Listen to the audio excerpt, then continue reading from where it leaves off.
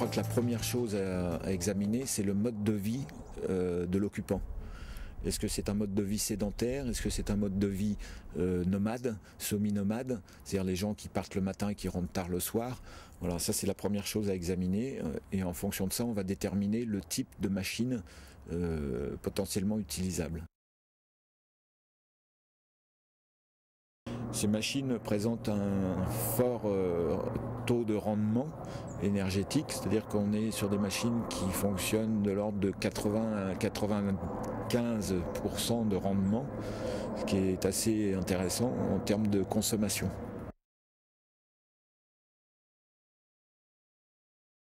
L'avantage du poêle, c'est qu'on a la présence de la flamme dans la pièce d'habitation. Il chauffera par convection ou par rayonnement.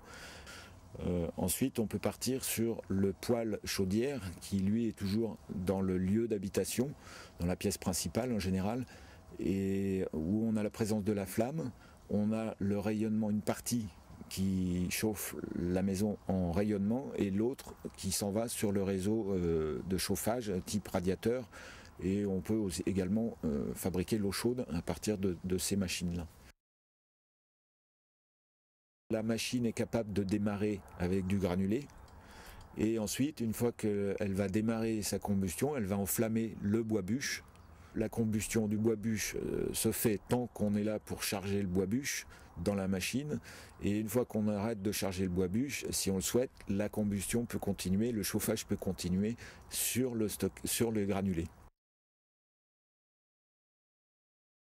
Elles permettent de faire la cuisson avec des plaques vitrocéramiques, avec le four, de démarrer la machine au granulé de façon automatique pour le chauffage, de le démarrer pour la cuisson et ensuite de continuer à le faire fonctionner avec du bois-bûche. Et quand le bois-bûche s'arrête, la machine reprend automatiquement le relais avec du granulé. Elle va venir en remplacement tout simplement de l'ancienne chaudière fioul ou de l'ancienne chaudière gaz.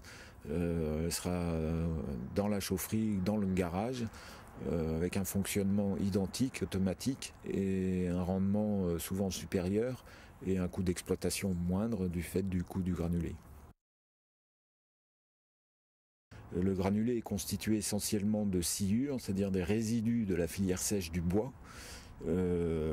Scierie, menuiserie, etc. Ce sont des produits qui ont été valorisés, alors qu'autrefois, enfin il n'y a pas si longtemps, on les jetait, on ne savait pas quoi faire de cette ressource.